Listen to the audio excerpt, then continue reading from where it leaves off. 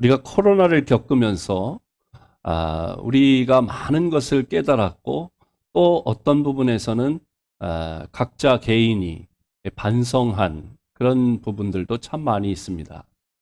코로나 이 팬데믹 가운데 생긴 유머 중에서 이런 기도문이 있습니다. 하늘에 계신 하나님 아버지, 우리가 우리의 입으로 얼마나 거짓말하고 막말을 했으면 입을 마스크로 틀어막고 살라고 하십니까? 우리가 얼마나 서로 다투고 시기하고 미워했으면 붙어 있지 말고 거리 두기를 하라고 말씀하십니까? 우리가 얼마나 우리의 손으로 더러운 짓, 나쁜 짓을 많이 했으면 어딜 가나 손을 깨끗이 씻고 소독하라고 하십니까?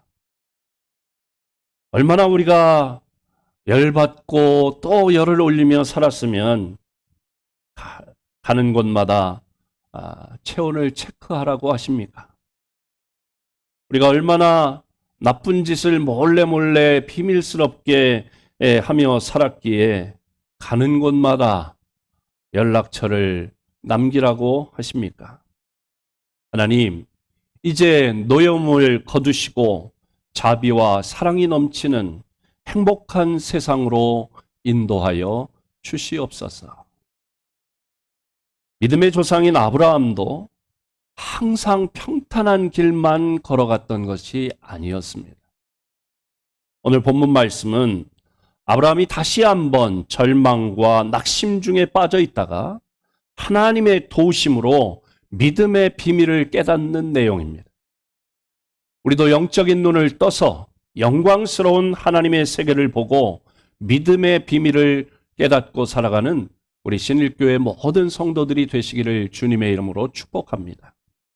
창세기 14장 말씀을 보면 창세기 14장에 나오는 아브라함의 모습은 승리의 개가를 부르는 그런 모습으로 나옵니다. 그러나 창세기 15장에서의 아브라함의 모습은 연약하고 두려움과 피해의식에 사로잡혀 있는 패자의 모습입니다. 아브라함은 전쟁을 치른 후에 후유증에 지금 시달리고 있습니다.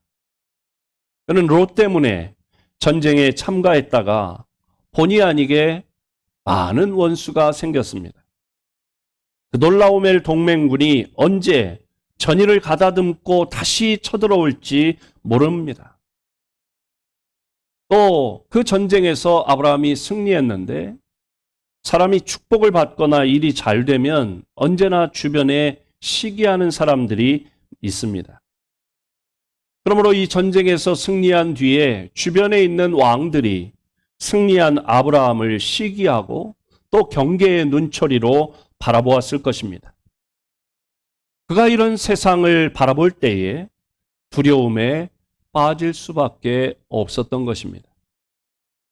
또 이런 자신의 처지를 바라볼 때 아무도 남은 것이 없었습니다. 전쟁을 치르느라 시간과 정열과 물질을 많이 소비했습니다. 전쟁에 승리했으니까 전리품으로 그 소비했던 것을 보충할 수 있었지만 그러나 그가 믿음으로 나는 전리품을 받지 않겠다 그렇게 선언했었습니다. 그런데 시간이 지나고 보니까 후회가 됐을지도 모릅니다. 노년에 전쟁을 치렀기 때문에 몸도 많이 아팠을 것입니다. 거기다가 상속자 문제만 생각하면 암담한 생각이 들었습니다. 아내인 사레의 배를 아무리 바라봐도 입덧 한번 하지 않고 시간이 지날수록 얼굴엔 주름살만 들어갑니다. 아브라함은 이런 현실을 바라보니까 점점 절망과 두려움과 회의와 피해의식이 들었던 것입니다. 그는 이때까지 최선을 다해서 신앙생활을 했으니 뭔가 변화가 있어야 하는데 아무것도 남는 것이 없게 되자 신앙생활에 한계를 느끼기 시작했습니다. 그의 의지, 그의 성실이 바닥을 드러내기 시작한 것입니다. 그는 이렇게 외롭고 슬픈 마음을 안고 시험이 들어서 방에 지금 들어 누웠습니다. 이런 아브라함을 하나님께서 어떻게 도우셨습니까? 아브라함이 두려움과 피해의식에 빠져 누워있을 때 하나님은 환상 중에 아브라함에게 찾아오셨습니다. 1절 말씀을 함께 읽어보겠습니다. 시작. 이후에 여호와의 말씀이 환상 중에 아브라함에게 임하여 이르시되 아브라함아 두려워하지 말라. 나는 내 방패요 너의 지극히 큰 상급이니라. 아멘.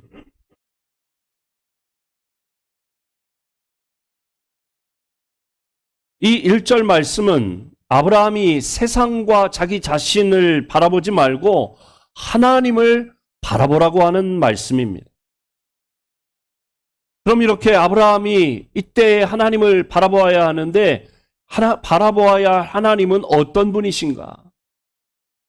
하나님은 방패 되신 하나님이라고 했습니다. 1절 말씀을 보면 하나님께서 아브라함을 모든 위험으로부터 보호해 주시고 원수의 공격으로부터도 지켜주시겠다는 것입니다. 방패 되신 하나님은 온 우주 만물을 창조하시고 천지의 주제가 되시는 전능하신 하나님이십니다. 이 방패 되신 전능하신 하나님이 견고한 요새가 되셔서 진정한 피난처가 되시는 것입니다. 다윗은 이렇게 하나님을 찬양했습니다. 시편 18편 1절 2절에 말씀하죠. 나의 힘이신 여호와여 내가 주를 사랑하나이다. 여호와는 나의 반석이시요 나의 요새이시요 나를 건지시는 이시요 나의 하나님이시요 내가 그 안에 피할 나의 바위시요 나의 방패시요 나의 구원의 뿌리시요 나의 산성이시로다. 아멘. 세상의 그 어떤 것도 그 누구도 우리의 진정한 방패가 될 수 없고 우리의 진정한 피난처가 되지 못합니다. 오직 하나님만 진정한 나의 방패가 되어주시고 우리의 영원한 피난처가 되시는 줄로 믿습니다. 이런 하나님을 의지할 때 우리가 가장 안전할 줄로 믿습니다. 코로나와 또 폭염과 그 어떠한 위험 가운데서도 하나님은 우리의 방패가 되어 주셔서 우리가 피할 바위가 되어 주셔서 우리가 피할 진정한 피난처가 되시는 줄로 믿습니다. 하나님이 코로나 가운데도 저와 여러분을 지켜주십니다. 하나님께서 어떤 질병 가운데서도 저와 여러분을 막아주십니다. 하나님께서 그 어떠한 문제와 사건 가운데서도 위험 가운데서도 저와 여러분을 지켜주시고 보호해 주시는 줄로 믿습니다. 두 번째로 하나님은 어떤 하나님인가? 상급이 되시는 하나님이신데 큰 상급이 되시는 하나님이시고 거기에 더해서 지극히 큰 상급이 되시는 하나님이신 줄로 믿습니다. 여러분, 아무도 손해보기를 원하는 사람은 없습니다. 우리가 신앙생활하면서 하나님께 바라는 것들이 있습니다. 성경에도 우리에게 상급을 주시는 하나님을 믿으라 그렇게 말씀합니다. 히브리서 11장 6절에 뭐라고 말씀합니까? 함께 읽습니다. 믿음이 없이는 하나님을 기쁘시게 하지 못하나니 하나님께 나아가는 자는 반드시 그가 계신 것과 또한 그가 자기를 찾는 자들에게 상 주시는 이심을 믿어야 할지니라. 아멘. 모세도 그리스도를 위하여 받는 수모를 애굽의 모든 보화보다 더 큰 재물로 여겼다고 했습니다. 왜요? 바로 상 주시는 하나님을 바라보았기 때문이라고 히브리서 11장 26절에 말씀합니다. 사도 바울도 평생을 복음을 위해 달려간 후에 자신의 죽음을 예고하며 이제는 나를 위해 나의 달려갈 길을 마치고 주님을 위해 내가 이렇게 목숨까지 바칠 때까지 충성하고 헌신했는데 주님 앞에 가면 나를 위해 의의 멸관이 예비되어 있는 것을 내가 믿는다고 했습니다. 하나님께서 주실 상급을 바라보았다는 것입니다. 우리가 신앙생활함에 있어서 상급신앙은 대단히 중요한 것입니다. 우리의 방패가 되어주시고 우리에게 상을 주시는 하나님을 바라보며 사시기를 바랍니다. 한창 올림픽을 지금 어려운 가운데 치르고 있지요. 여러분, 올림픽에 나가서 1등을 하면 금메달을 받고 2등을 하면 은메달을 받고 3등을 하면 동메달을 받습니다. 참 영광스러운 일입니다.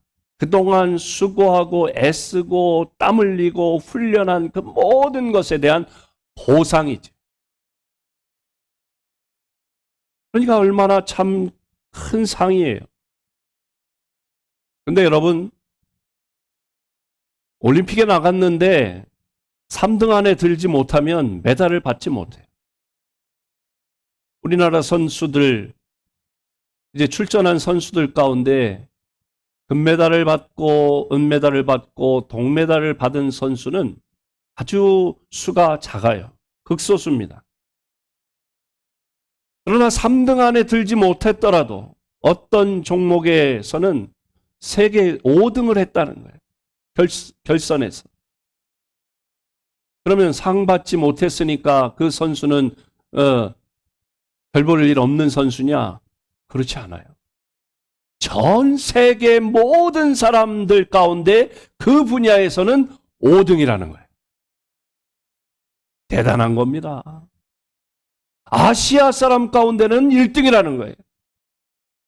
그러면 대한민국에서도 1등이라는 거예요. 아시아 신기록을 세웠다는 거예요. 동메달까지도 받지 못했더라도 5등이 됐다. 여러분, 반에서 1등하면 잘한 겁니까? 못한 겁니까? 잘한 거지요. 전교에서 이 10등 안에 들었다. 그럼 잘한 거예요? 못한 거예요? 잘한 거예요. 우리 아이들이 모의고사를 보잖아요. 그러면 반에서 몇 등이고 자기 학교에서 몇 등이고 서울시에서 몇 등이고 전국에서 몇 등이고 석차가 다 나와요. 그러면 그 중에 전국에서 10등 안에 들었다. 올림픽에 출전한다는 건 뭐예요? 우리나라에서 그 종목에서는 1등이라는 거예요. 2등이라는 거예요. 그 선발되는 그 최고의 선수라는 거예요. 그러니까 그게 이미 올림픽에 출전한다는 것 자체가 영광스러운 일이고 그게 보상이고 그런 것이죠. 딱 출전해서 금메달을 따고 은메달을 따고 동메달을 따면 더 좋겠지만 그 메달이라는 것이 상이죠. 보상입니다. 그런데 이 세상에서 받는 그 상도 자랑스럽고 영광스러운 일이지만 하나님은 우리의 상급이 되어 주신다.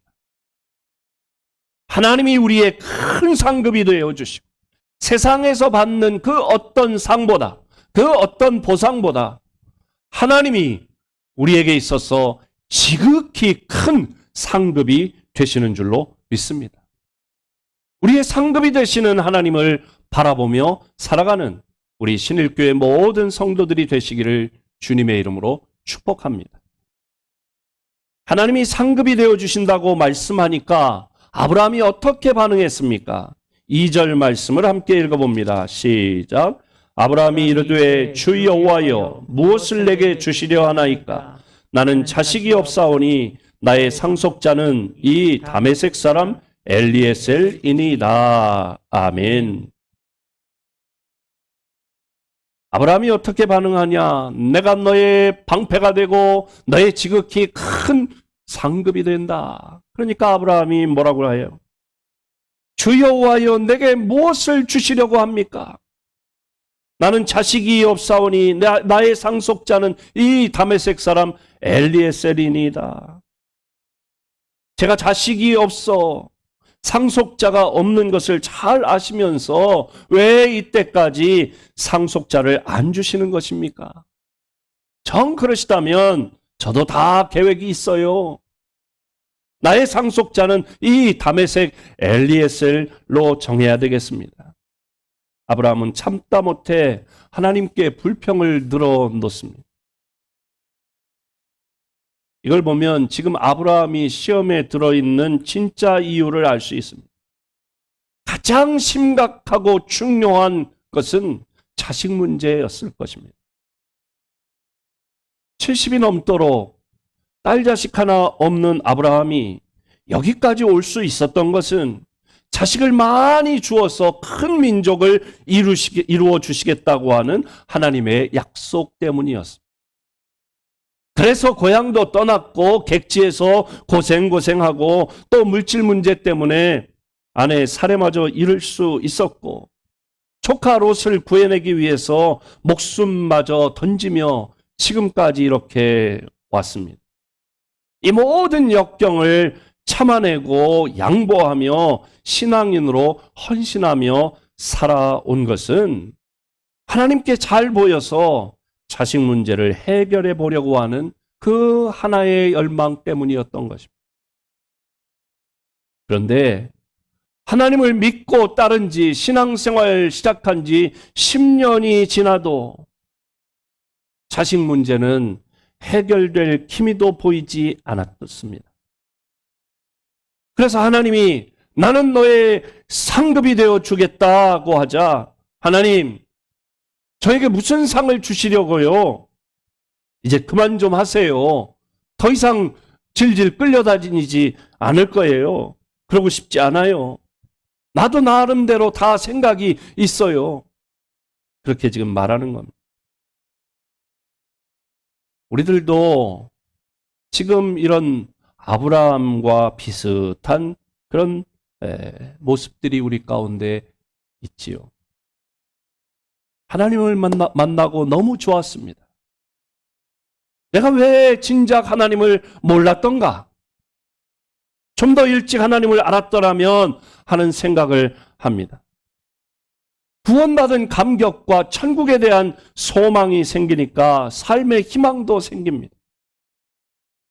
또 신앙의 친구들, 믿음의 지체들을 만나니까 행복하고 성경을 배우고 진리에 대한 깨달음이 깊어지면서 영혼의 기쁨이 생깁니다. 찬송하면서 신령한 은혜도 경험합니다. 기도하면서 삶의 위로와 평안을 누리게 됩니다.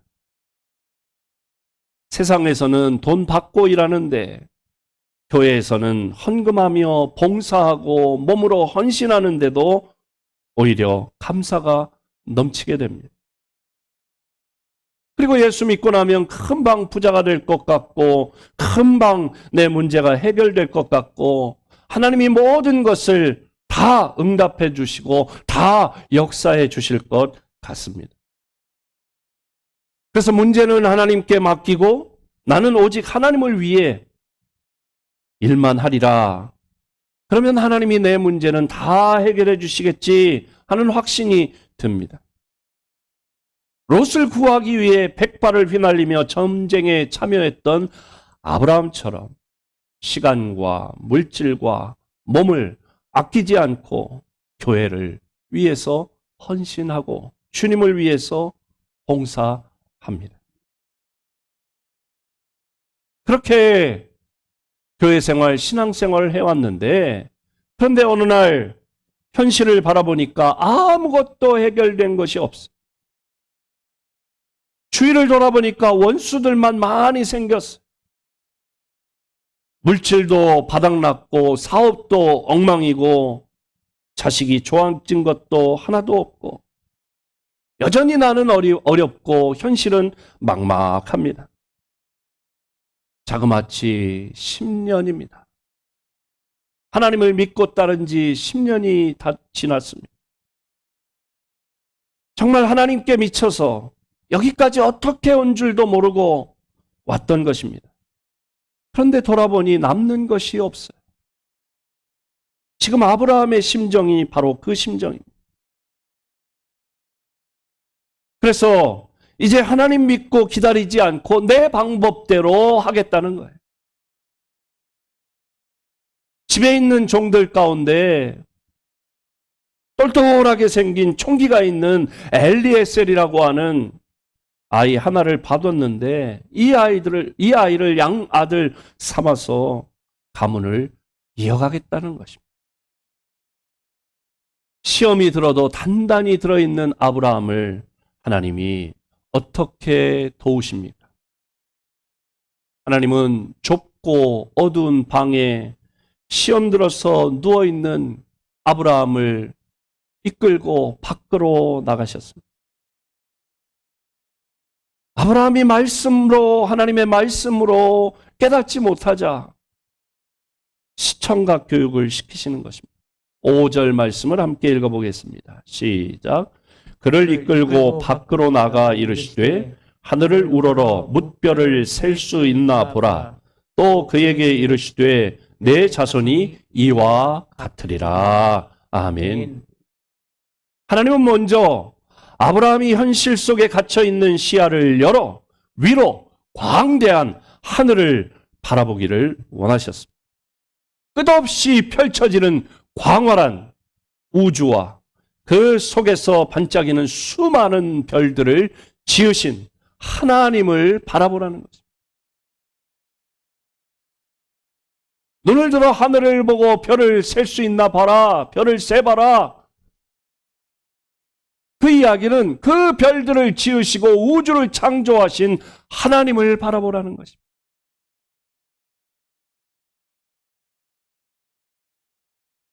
이 우주 만물을 창조하신 아무것도 없는 가운데 말씀으로 우주를 창조하신 하나님께서 내게 왜 자식을 주지 못하겠느냐는 것입니다. 그랬더니 아브라함이 어떻게 했습니까? 아브라함은 시험 가운데서도 문제 가운데서도 하나님의 말씀에 순종해서 별을 세 나가기 시작합니다. 하나, 둘, 셋. 세 나가다 보니까 셀 수가 없는 거예요. 숫자를 까먹을 정도가 되는 거예요. 별을 세는 가운데 그의 좁아졌던 마음문이 점점 넓어지고 이 수많은 별들을 지으신 무한하신 전능하신 하나님의 세계로 들어가게 되었습니다. 마음문이 열리자 그의 마음 가운데 심령 가운데 비춰오는 한 줄기 빛을 보았습니다. 그 빛은 생명의 빛이요 그 빛은 희망의 빛이었습니다. 그는 이 빛을 통해서 우주에 충만하신 하나님의 무한하신 능력과 사랑을 깨닫게 되었습니다. 이때 아브라함은 하나님을 절대적으로 믿고 신뢰하게 되었습니다. 그는 이 믿음의 비밀을 깨닫게 된 것입니다. 그에게 위로부터 지혜와 계시의 영이 임하자 하나님을 알게 된 것입니다. 그가 하나님을 알고 깨닫게 되고 하나님을 믿게 되었을 때 그의 마음에 가득 차 있던 모든 두려움과 피해의식은 깨끗이 사라졌습니다. 현실적으로는 그에게 아무것도 해결된 것이 없었지만 그의 마음속에 놀라운 변화가 일어나게 된 것입니다. 그랬더니 하나님께서 이런 아브라함을 어떻게 인정하셨습니까?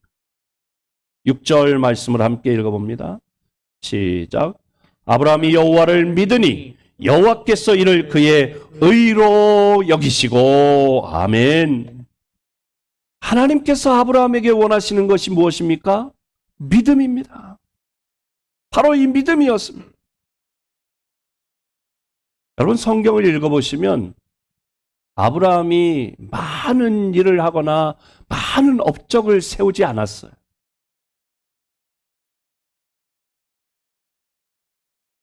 아브라함이 또 성인 군자처럼 흠이 없고 인격적으로 막 훌륭하고 막 흠이 없는 그런 사람이 아니었어요. 그에게는 허물과 실수가 많았습니다.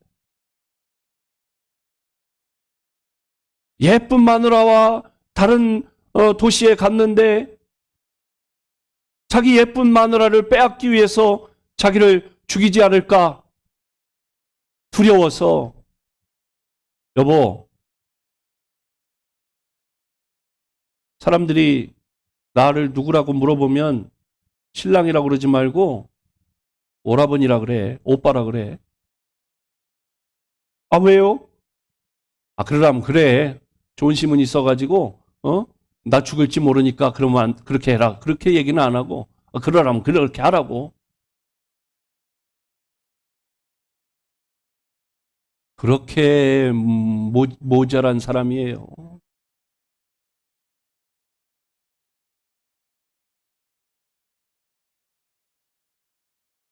무슨 얘기입니까? 아브라함도 우리나 별반 차이 없는, 우리와 똑같이 연약하고 때로는 두려워하고 때로는 피해의식이 있는 사람들이었다.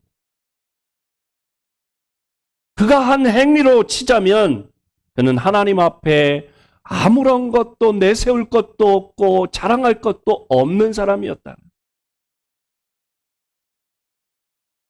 그러나 그에게 한 가지 우리와 좀 다른 것이 있었는데 그가 믿음의 사람이었다는 거죠.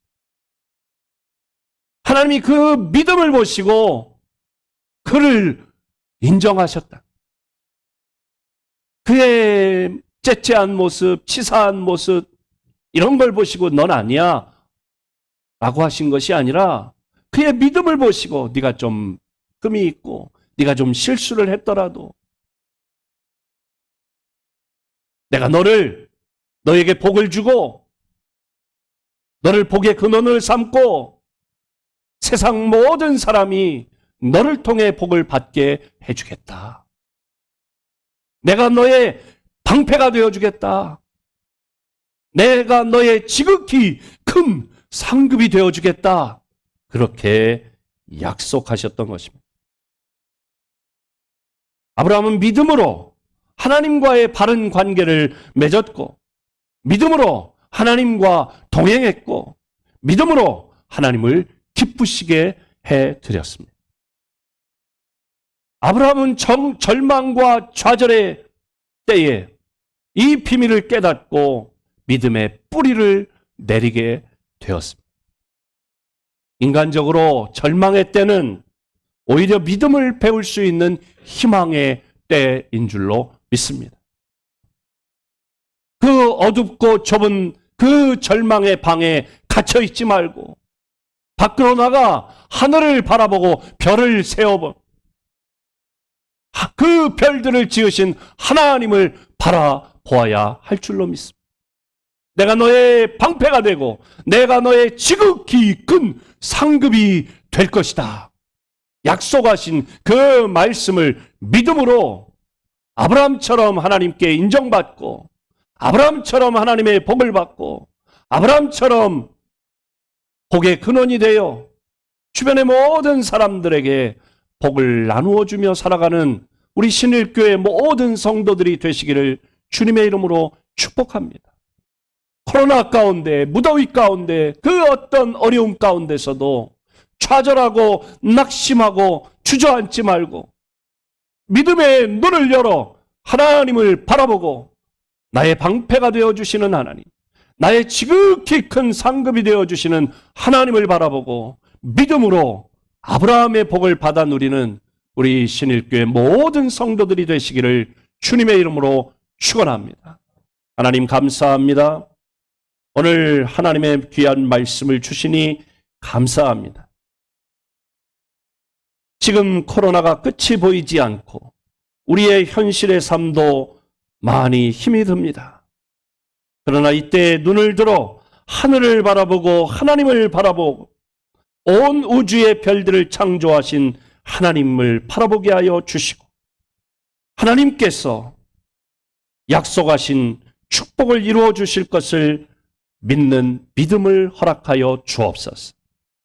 나는 너의 방패가 되어주고 나는 너의 지극히 큰 상급이 되어준다고 약속하신 하나님의 말씀을 믿는 믿음을 우리에게 부어주시어 아브라함의 복을 받아 누리게 하여 주시옵소서. 예수님의 이름으로 기도하옵나이다. 아멘. 다 자리에서